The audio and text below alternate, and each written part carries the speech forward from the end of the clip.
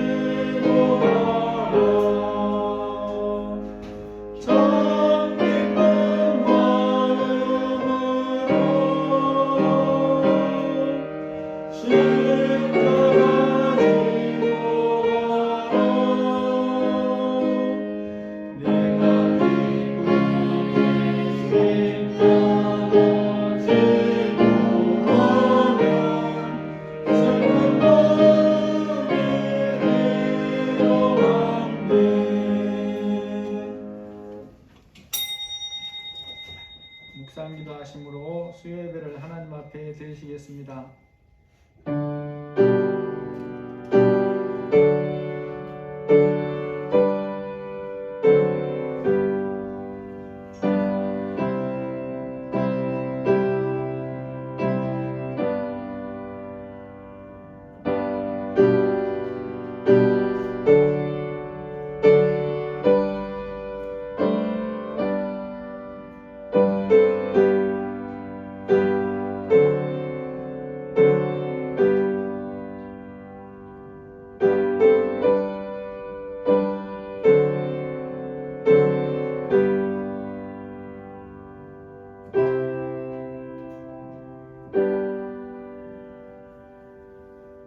사도신경으로 신앙고백하시겠습니다.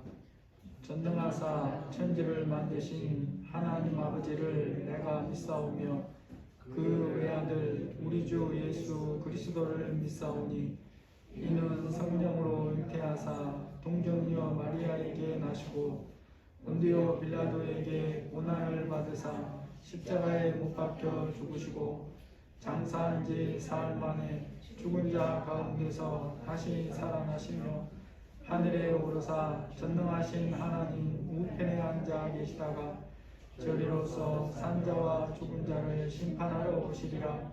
성령을 믿사오며 거룩한 공예와 성도가 서로 교통하는 것과 죄를 사하여 주시는 것과 몸이 다시 사는 것과 영원히 사는 것을 믿사옵나이다. 아멘. 찬송가 447장입니다. 447장입니다.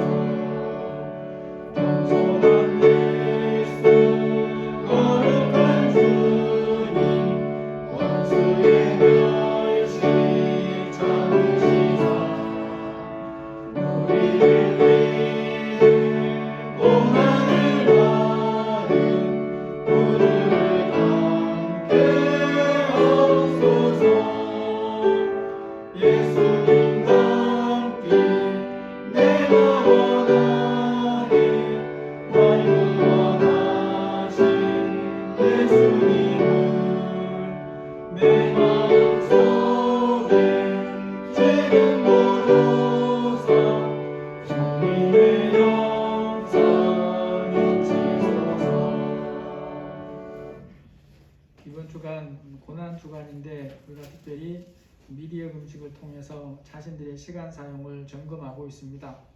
하나님 불쌍히 여겨주셔서 우리의 모든 시간들이 우리의 남은 삶 동안 하나님이 보시기에 합당하고 주님과 함께 동행하는 그런 삶을 살아갈 수 있도록 기도하시고 예배를 위해 기도하시고 성도들을 위해서 자녀들을 위해서 또 우리가 사는 이 나라를 위해서 함께 기도하시겠습니다. 하나님 감사합니다. 오늘도 저희들이 귀한 하루 주시고 이 시간 주님 앞에 나가 수요를 기도하시니 감사합니다. 하나님 금번 주간에 예수의 이름을 위해서 십자가를 지시고 당하신 그런 주간입니다. 주님 우리가 예수님의 고난을 당할 수는 없지만 우리를 위해 고난 당하신 예수님의 사랑을 깊이 경험하고 하나님의 사랑을 우리 삶에서 순종하며 믿음으로 주님을 사랑하는 저희들이 다 되기를 원하오니 성령님 함께하여 주셔서 오직 우리의 마음과 생각과 하나님 아버지 삶을 주장해 주시기를 기도합니다. 또한 미디어 금식을 통해서 우리가 주님 주신 시간을 어떻게 사용하고 있는지 돌아보며 점검하는 기회들이 되기를 원하오니 하나님이 역사하여 주시고 주님과 깊이 소통하며 말씀과 기도에 힘쓰어가며 영원한 응답의 시간이 될 수 있도록 아버지 역사해 주시기를 기도합니다. 아들과 성령의 하나신 하나님의 뜻이 온전히 이루어지게 하여 주시고 성령께서 새롭게 살펴주시기를 원합니다. 우리 자녀들을 주님 채워주시고 인도해 주시고 그들의 앞날을 생명하며 주장하여 주시기를 기도합니다. 인생에서 만날 자들과 내 옆에 앉아 대피하는 은혜를 부어주시옵소서. 아버지 그러나 하나님 성령의 중심되게 하여 주시고 하나님께 소원 주신 것 충만되게 해주시기를 기도합니다. 아버지 우리가 살아가는 이 나라를 주님이 불쌍히 여겨주시고 또한 맡은 자들에게 필요한 지혜를 부어주셔서 자신들이 맡은 일들을 잘 감당하고 너희를 섬기고 나라와 이 땅에 살아가는 귀한 자들이 되게 하여 주옵소서. 아버지 그러한 전쟁의 손길이 중심되게 해주시기를 기도합니다. 영광이 이 땅들에게 기도와 마음을 부어주셔서 그들이 다 전쟁을 끝내지 않고 견딜 수 있는 마음으로 하나님의 이름으로 기도하여 주시고 역사해 주시기를 기도합니다. 오늘 이 시간도 예배자와 목사님이 함께하여 주시고 우리 성도들을 지키시고 귀한 교회의 마음을 부어주옵소서. 삶 속에 세우시는 주님이시오니 오직 주님이 함께하여 주시옵소서. 하나님 아버지 예수님께서 이 땅에 오셔서 우리를 구원하시기 위해 십자가 고난 당하신 것을 기억하며 또 하나님 고난주간을 보내는 중에 있습니다. 우리에게 주신 시간들 우리가 어떻게 사용하고 있는지 점검하게 하여 주시고 우리의 남은 인생 동안 주님이 기뻐하는 귀한 시간 사용의 삶이 될 수 있도록 도와주옵소서. 이 나라를 주님이 불쌍히 여겨주시고 맡은 자들에게 필요한 지혜를 주셔서 이 나라가 주님이 보시기에 하나님 보시기에 합당한 나라로 변화되는 일에 그들이 조금이라도 선하게 쓰임받도록 역사해 주시기를 기도합니다. 우리의 자녀들이 믿음 안에서 견고하게 성장하게 도와주시고 앞날의 삶을 주님께 맡기고 사는 믿음으로 성장케 도와주옵소서. 이 시간 수요예배로 모였사오니 성령께서 함께 하시고 우리 각자에게 들을 귀와 깨닫는 마음을 부어 주옵소서. 예수님의 이름으로 기도합니다. 아멘. 하나님 말씀 요한복음 13장 3절에서 15절입니다.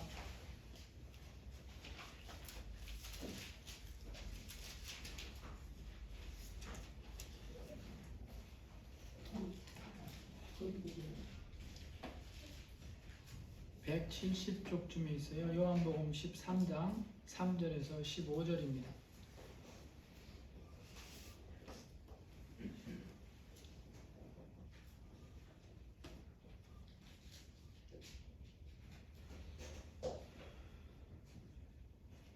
저녁 먹는 중 예수는 아버지께서 모든 것을 자기 손에 맡기신 것과 또 자기가 하나님께로부터 오셨다가 하나님께로 돌아가실 것을 아시고 저녁 쓰던 자리에서 일어나 옷을 벗고 수건을 가져다가 허리에 두르시고 이에 대야에 물을 떠서 제자들의 발을 씻으시고 그 두르신 수건으로 닦기를 시작하여 시몬 베드로에게 이르시니 베드로가 이르되 주여 주여 내 발을 씻으시나이까.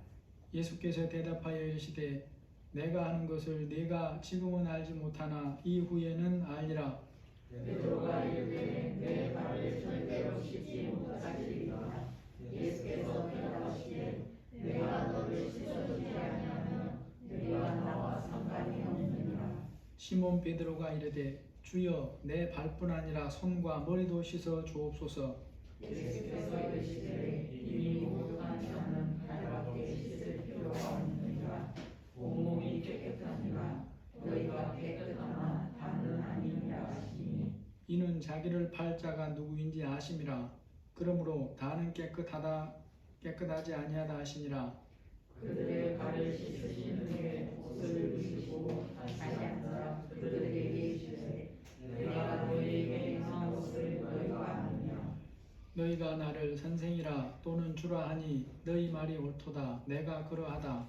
내가 주와 또는 선생이 되어 너희 발을 씻었으니 너희도 서로 발을 씻어주는 것이 옳으니라. 내가 너희에게 행한 것 같이 너희도 행하게 하려 하여 오늘 보였노라. 아멘.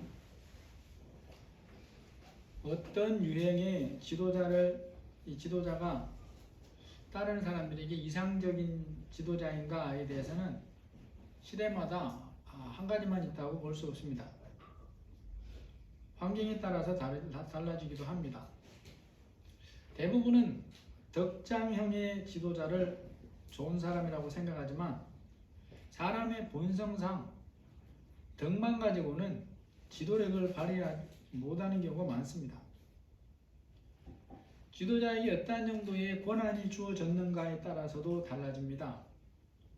주어진 권한이 강할수록 그 개인에게는 아무런 지도자적 능력이 없어도 많은 사람들을 원하는 대로 움직일 수가 있어요. 그러한 조직으로 대표적인 곳이 군이죠. 군대에서는 특별한 경우가 아니면 주어진 범위에서는 계급이 곧 지도력이에요. 그래서 상관이 내리는 명령이 지도력이 됩니다. 그때 상관의 성품이 어떠하냐 이런 것은 아무런 그런 영향을 미치질 않아요. 그냥 명령이면 그냥 하는 거죠. 그런데 비해서 지도자에게 법적으로 주어지는 권한, 강제할 권한이 아무것도 없는 경우에는 바람직한 지도자상에 대한 것이 완전히 달라집니다. 그런 경우라면 지도자가 마음에 들지 않는다. 그러면 그만두면 그만인 거예요. 강제할 권한이 아무것도 없는 지도자일수록 스승과 따르는 사람 사이에 필요한 것이 있어요. 그것이 바로 공통으로 추구하는 가치가 있어야 되고, 그리고 스승인 사람에게 제자가 배워야 될 만한 그런 본이 되는 모습이 있어야 된다는 것입니다. 그러지 않고도 사람들이 따르는 경우가 있는데, 그런 경우는 장래에 뭔가 기대되는 이익이 있기 때문에 그래요. 예를 들어서 정치인을 따르는 사람들이 많은데 자기 돈을 사용하면서 따릅니다. 뭐 때문에 그럽니까? 나중에 기대되는 것이 있기 때문에 그런 거죠. 때로 적은 돈을 받으면서도 수년, 십수년 따르는 경우들이 있기는 있는데, 그것도 길게 보면 기대하는 게 있기 때문에 그래요. 예를 들어서 인간문화재를 스승으로 모시고 따르는 사람들이 그런 경우입니다. 상대적으로 적은 돈을 받고 따르는 기간이 긴데, 그렇게 하면 이 스승의 뒤를 이어서 인간문화재가 될 수 있다 하는 기대가 있기 때문에 그렇게 한다는 거예요. 앞에서 살펴본 이런 종류의 지도자들과 인간관계 중에서 예수님을 따르는 제자들은 어떤 형태의 스승과 제자라고 볼 수 있습니까? 물론 영적으로 보면 예수님은 다른 어떤 지도자보다 강한 힘을 가졌죠. 예수님은 그 힘을 가지고 원하는 사람에게 따르라고 명령할 수도 있습니다. 따르지 않고 거부하면 강제로 따르게 할 권능도 가지고 있어요. 그러면 예수님은 어떻게 하십니까? 원하는 자를 불러서 따르라 라고 하실 권한이 있고 강제할 힘이 있지만 그렇게 하지 않습니다. 그렇게 하는 게 가장 쉬운데 그렇게 하질 않아요. 왜 그럴까요? 만약 그렇게 하신다면 그것은 믿음을 가지고 따르는 게 아니기 때문에 그렇다라는 것입니다. 예수님이 예수님을 따르는 모든 사람들에게 원하시는 태도가 있습니다. 그것이 바로 자원하는 마음으로 믿음을 가지고 따르는 것입니다. 사복음서에서 예수님이 제자들을 부르시는 모습을 볼 수 있는데 12제자로 삼을 사람들 중에 첫 번째로 부르는 사람이 4명의 어부죠.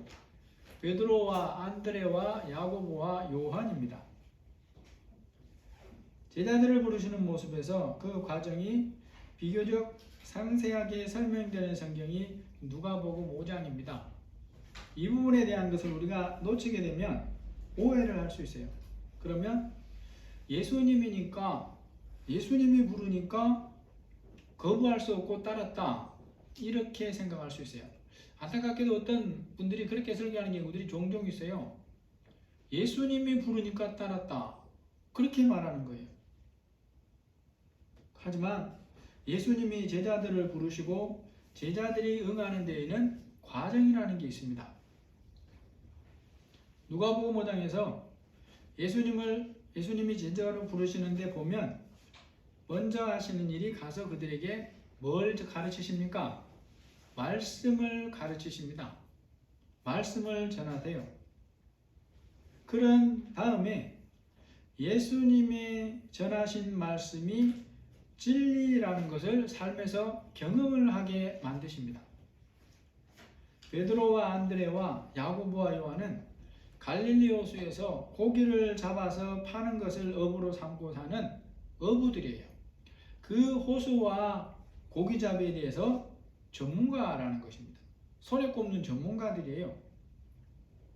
어부가 그들만 있는 건 아니지만 그들은 전문가였어요. 그런 전문가들이 웬일인지 지난밤에는 고기를 한 마리도 잡지 못했어요. 그런 상태로 날이 밝아져서 이제 그물 손질을 하고 있는 중인데 이것이 사람들이 보기에는 우연이라고 할 수 있지만 예수님이 하시는 일에는 우연이 없습니다. 그러므로 그날 밤 어부들이 고기를 한 마리도 잡지 못한 것은 우연이 아닙니다. 사람들은 모르지만 예수님의 계획에 들어있는 일이에요. 하지만 이런 부분, 사람 눈에 보이지 않는 부분에 대해서는 어부들이 조금도 알 수가 없고 우리가 성경 그 부분을 읽어도 알 수가 없어요. 어떻게 하면 알 수 있냐? 성경 전체에서 하나님이 어떤 분인가를 알아야 비로소 알 수가 있는 부분이다는 것입니다. 우리는 성경 전체를 통해서 하나님이 어떤 분인가를 아는 것이 있어요. 믿음이 어떻게 주어지는가를 알고 하나님 자녀됨의 선택의 주권이 오직 하나님께 있음을 알기 때문에 이 일이 우연히 일어난 일이 아니라는 것을 안다라는 거죠. 부름받은 자들이 자원하여 따르지만 동시에 하나님의 은혜로 인한 일이다는 것입니다. 빈손 상태에 있는 어부들에게 가셔서 말씀을 가르치시는데 빈손이라는 게 중요합니다. 사람이 인생에서 빈손이 되면 마음이 어떻게 되겠습니까? 가난해집니다. 내일 먹을 양식이 없어요. 마음이 가난해져요. 갈급해져요. 먹을 것이 많습니다. 그러면 마음이 가난해지는 경우가 없어요. 마음이 가난해져 있는 그런 어부들에게 가셔서 말씀을 가르치시고 그 가르치신 후에 그물을 내려서 고기를 잡으라고 하시면서 말씀을 경험할 기회를 주십니다.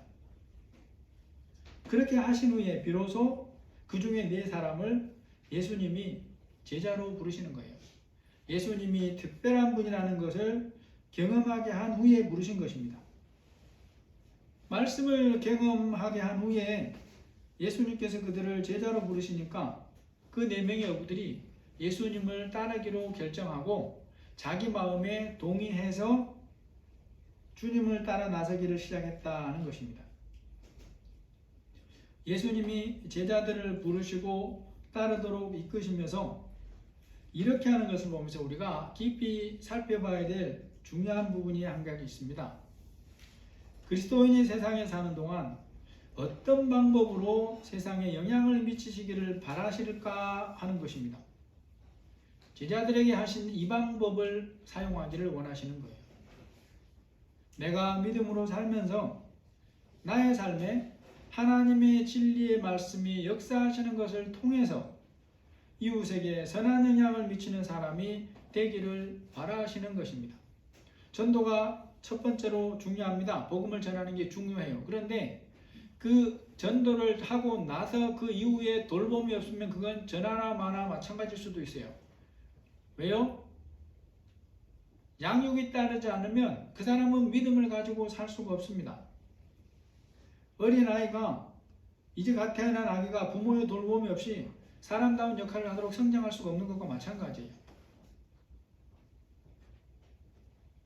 내가 믿음으로 살면서 나의 삶에 하나님의 진리의 말씀이 역사를 해야 그것을 통해서 이웃 사람에게 선한 영향을 미칠 수가 있어요.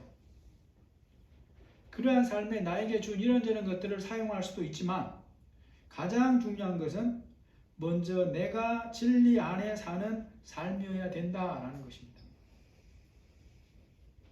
그냥 말로만 전한다고 되는 게 아니라는 거예요. 그런데 여러분, 그런다고 해서 실수나 넘어짐이 없다는 말도 아니에요. 사람인지라 믿는 사람도 실수하고 넘어집니다. 어떤 사람도 성경에 보면 믿고 난 후에 다시는 넘어지지 않고 사는 사람이 한 사람도 없더라는 거예요. 다만 우리가 생각해야 될 부분은 그렇게 넘어지는 모습으로 반복해서 살아서는 이웃에게 예수님이 원하시는 선한 영향력을 미칠 수가 없다는 거예요.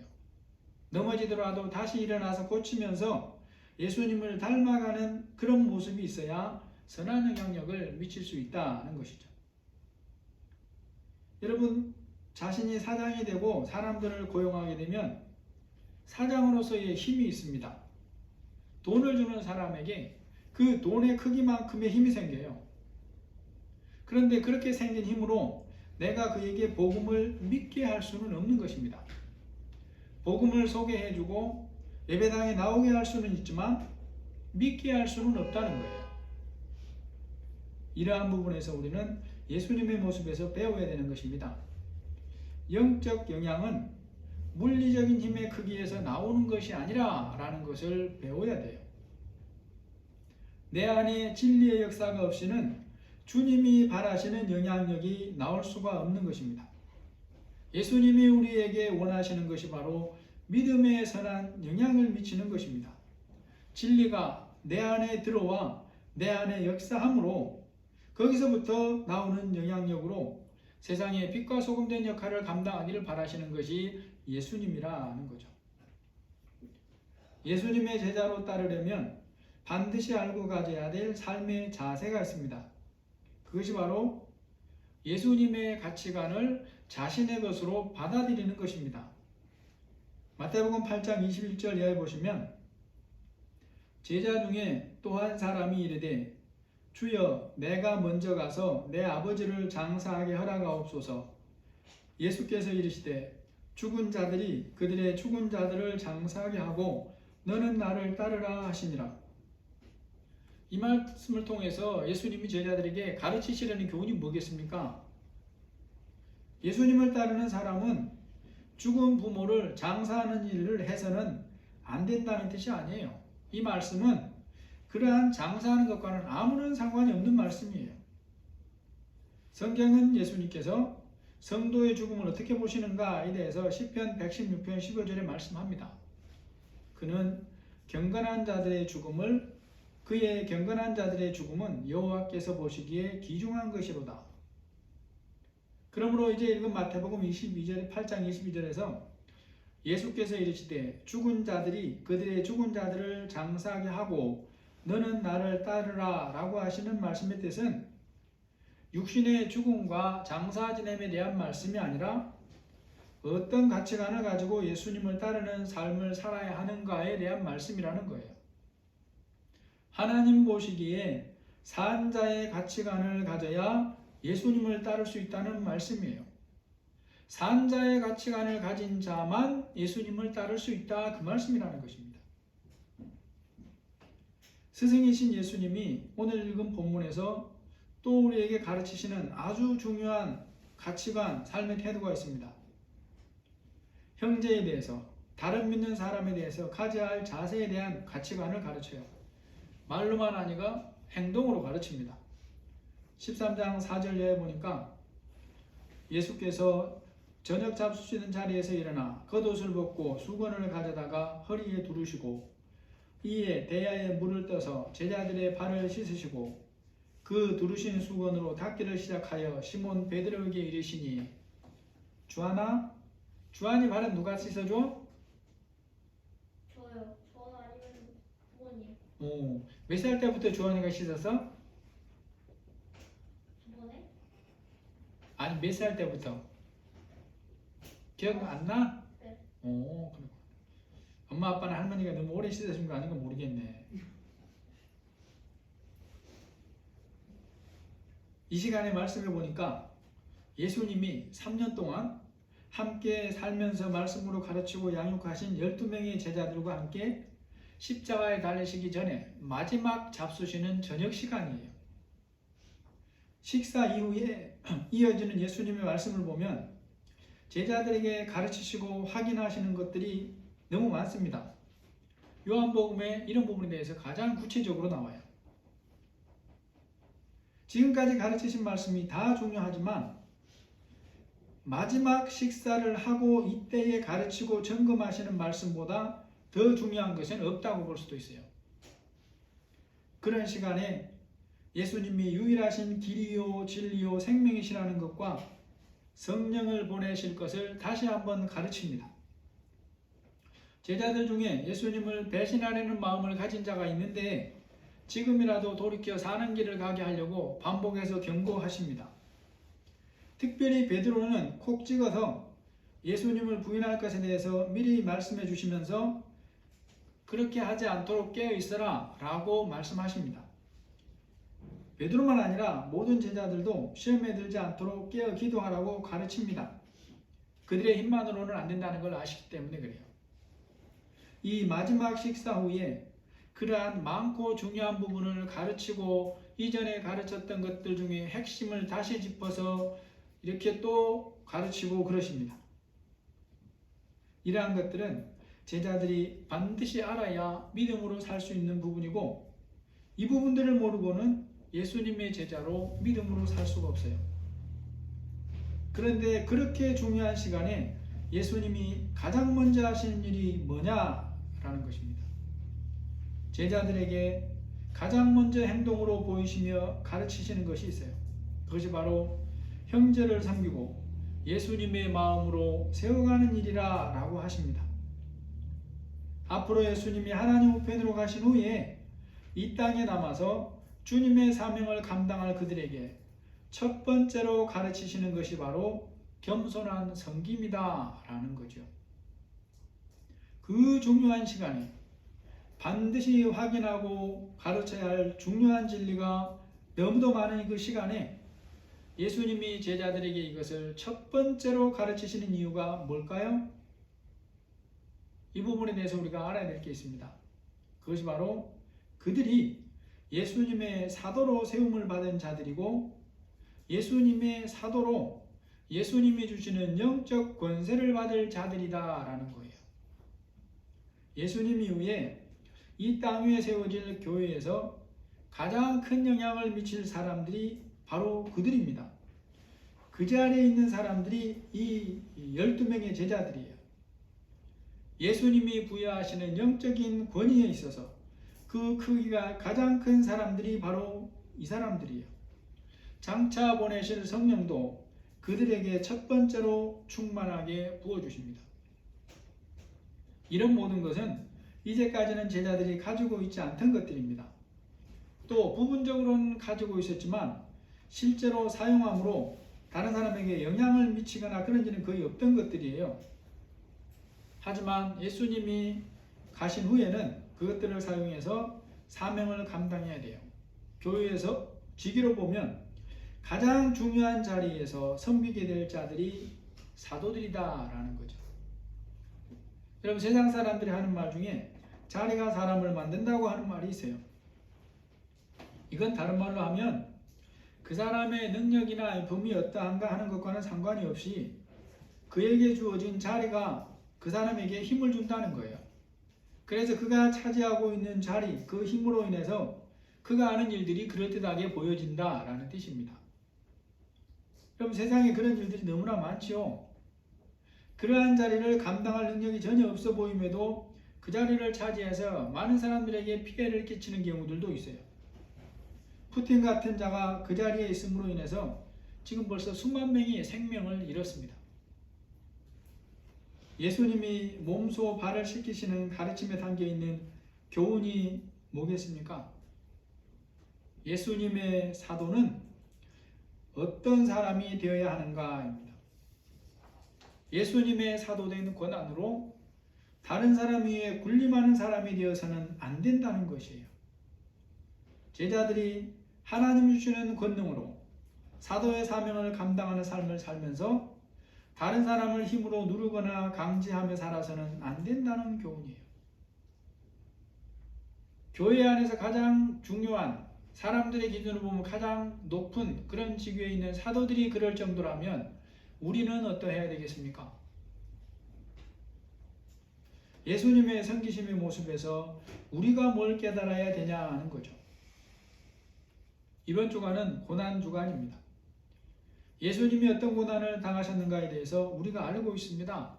십자가에 달려 죽으시는 고난을 당하셨고, 그 고난 당하시는 과정에서 군인들로부터 많은 수치와 조롱을 당해요. 여러분, 예수님을 믿는 이후에 우리가 예수님의 고난에서 뭘 되새기며 살아야 되겠습니까? 우리가 예수님과 비슷한 고난을 경험하기를 원하실까요? 예수님이 우리를 죄에서 구원하시려고 치르신 고난을 묵상하는 것이 중요합니다. 그것을 통해 우리를 예수님의 사랑의 크기를 기억하고 살아야 돼요. 하지만 그런다고 해서 우리가 예수님이 당하신 고난을 경험해야 하는 것이 주님의 뜻이 아니에요. 수년 전에 보니까 필리핀의 어느 곳에서 실제로 사람 못을 박는 그런 고난을 직접 보여주는 사람들에 대한 기사를 본 적이 있어요. 그러나 예수님은 우리에게 그러한 고난을 경험하라고 하시지 않습니다. 지금보다 살기가 많이 어려웠던 시절, 부모가 죽을 만큼 고생해서 자녀들을 키웠다고 해서 자녀들이 부모가 한 고생을 똑같이 해야 한다고 말하는 부모는 없습니다. 다만 부모의 고생을 기억해 달라는 말은 해요.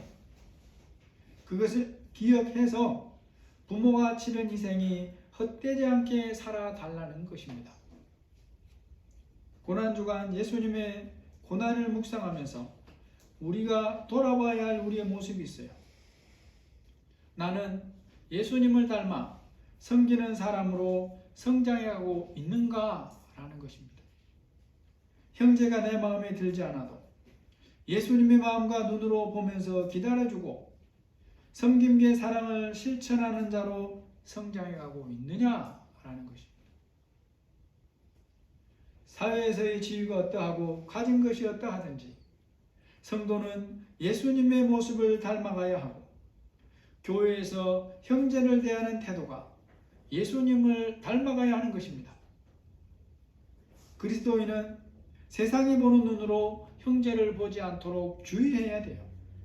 예수님의 눈과 마음을 닮아서 형제를 보고 대하는 사람이 되어가야 된다는 것입니다.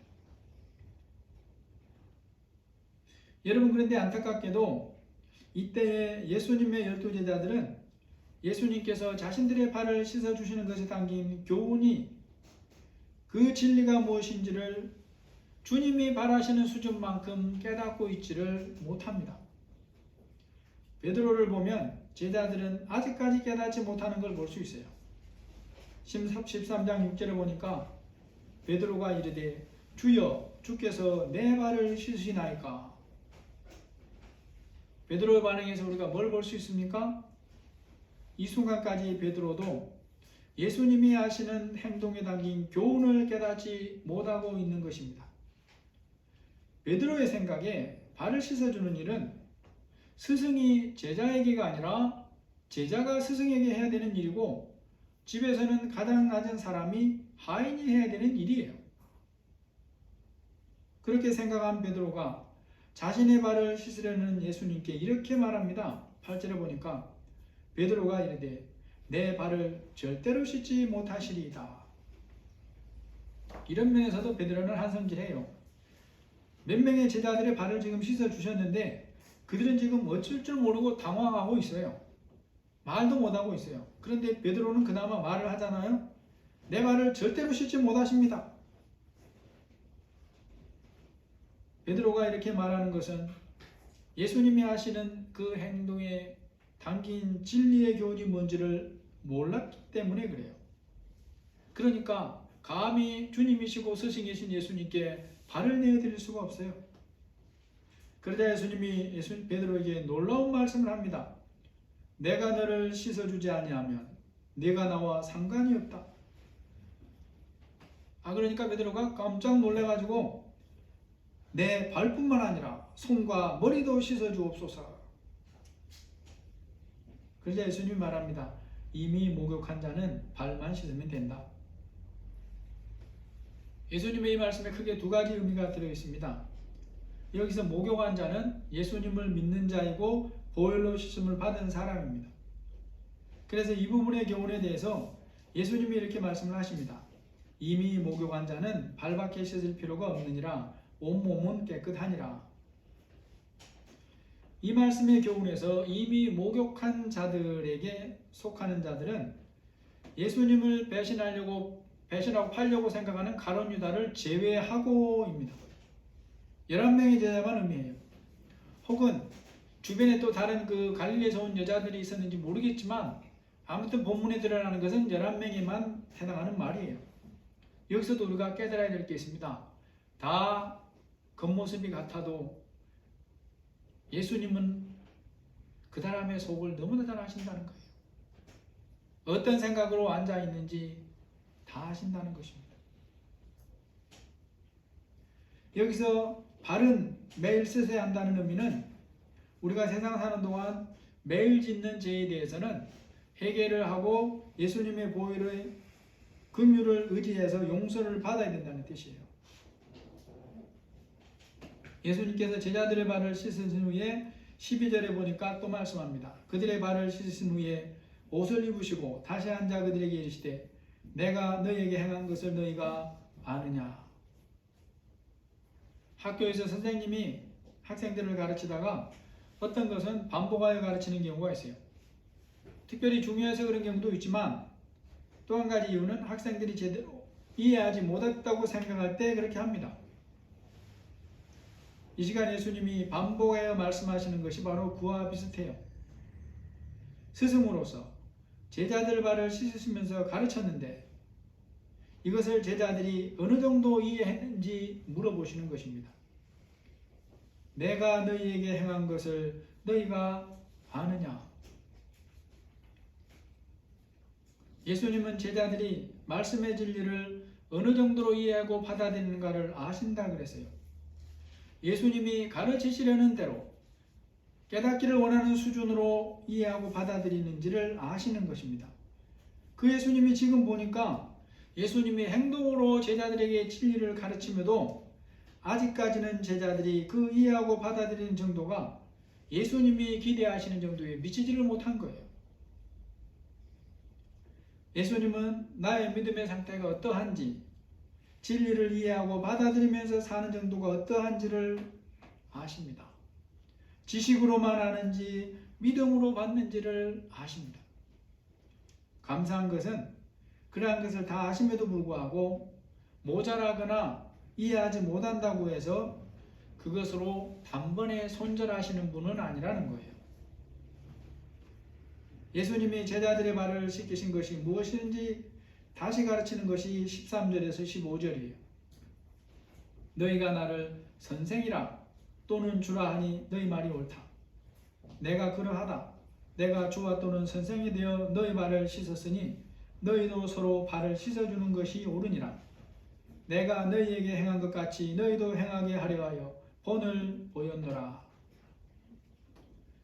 11명의 제자들은 앞으로 세상에서 세워질 교회에 그 직분으로 하면 가장 높은 또는 중요성에서 보면 가장 중요한 위치에 있는 사람들이고 영적 선생이 될 사람들입니다. 그들에게 주어질 교회 안에서 이러한 특별한 위치는 그들이 그러한 자리를 피한다고 해서 피해지는 게 아니에요.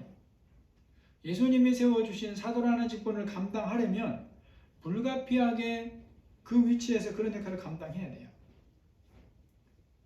사도들이 교회에서 그런 역할을 감당할 때 사람인지라 예수님이 주신 능력과 권한을 가지고 하면서도 형제를 대할 때 때로 세상 방식으로 대할 수가 있어요. 저희 친구가 목사가 영국에서 온 선교사님을 모시고 저희가 결혼하고 청년 때 한 수영록교회를 갔대요. 거기에서 설교를 하는데 그 부목사님 중에 한 분이 이분들을 이제 호텔과 교회를 이렇게 태워줬어요. 그때 이제 잠시 조금 가까운 곳에 들려서 뭔가를 좀 살려고 했답니다. 근데 이 친구 말에 의하면 충분히 그렇게 해줄 수도 있겠는 상황이라 부탁을 했대요. 그랬는데 그 태워주는 부목사님은 그러더랍니다. 행정목사님이 하라고 하신 것 외에 다른 것은 할 수가 없습니다. 죄송합니다. 그래 그 말을 듣고 굉장히 마음이 아팠다 그래요. 자기가. 교회가 이런 조직으로 움직여야 되는 것이 하나님의 뜻은 아닐 텐데 누군가는 질서를 위해 강하게 말할 수는 있지만 이 정도까지 마음이 좁아지면 될까? 그런 생각을 했다는 거예요.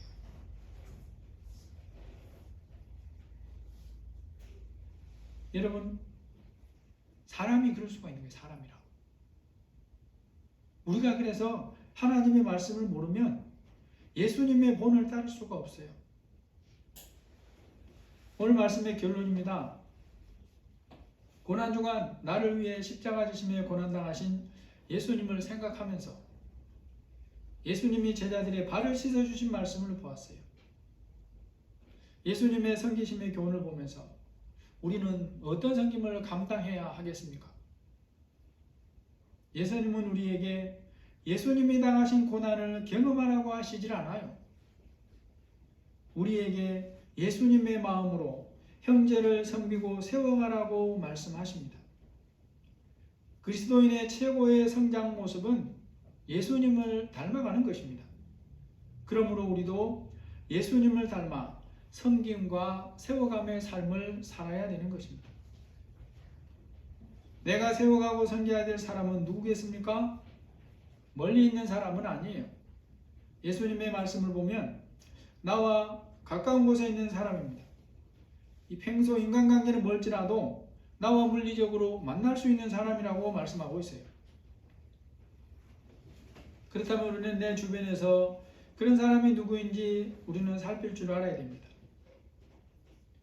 내가 믿음으로 섬겨야 될 대상, 믿음의 형제는 멀리 있는 사람이 아니에요. 때로는 나와 가장 가까운 가족일 수도 있고 핏줄의 형제일 수도 있고 교회 안의 형제일 수도 있습니다. 교회에서 내 마음에 불편함이 들게 하는 사람이 있다면 그 사람일 것입니다. 진리를 들어서도 영으로 깨닫지 못하면 믿음으로 순종할 수가 없습니다. 지금도 예수님은 예수님을 구원자로 믿는 사람에게 이렇게 말씀한다는 것을 기억해야 돼요. 너희가 나를 선생이라 또는 주라 하니 너희 말이 옳도다. 내가 그러하다. 여러분이나 제가 예수님을 주로 믿는다면은 그것이 맞다 이 말씀이에요. 내가 주와 또는 선생이 되어 너희 발을 씻었으니 너희도 서로 발을 씻어주는 것이 옳으니라. 내가 너희에게 행한 것 같이 너희도 행하게 하려 본을 보였노라. 하나님 아버지, 우리의 미련함과 연약함을 주님 앞에 고백을 합니다. 예수님의 사도들까지도 때로는 사람의 생각과 모습으로 사람을 대할 수 있습니다. 우리도 동일하게 그러합니다. 우리가 고난주간에 예수님의 고난을 생각하지만 예수님의 고난을 다시 경험하라고 말씀하시지는 않습니다. 그 예수님께서 형제를 대하는 태도에서 예수님의 말씀에 순종하는 태도를 가지고 대해달라고 우리에게 말씀하고 있습니다. 우리의 믿음의 수준이 어떠하든지 내가 알고 있는 이 하나님의 말씀이 내가 섬기는 주님의 말씀이라고 반복해서 말씀하시는데, 내가 들어야 할 말씀, 내가 예수님의 마음으로 말씀으로 생각하고 세워가고 도와가야 할 행제가 누구인지 깨닫게 하여 주시고 우리에게 그 일을 감당할 수 있는 믿음과 은혜도 부어 주옵소서. 예수님의 이름으로 기도합니다. 아멘. 찬송가 455장입니다.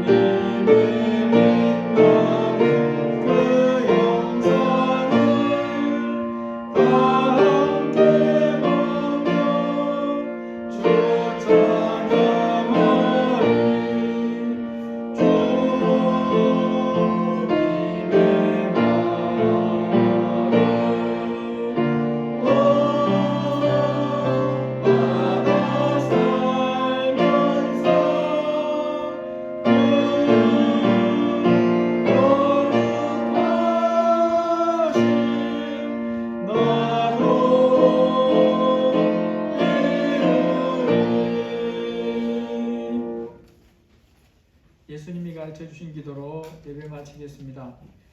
하늘에 계신 우리 아버지여, 이름이 거룩히 여김을 받으시오며 나라가 임하옵시며 뜻이 하늘에서 이루어지는 것 같이 땅에서도 이루어지이다.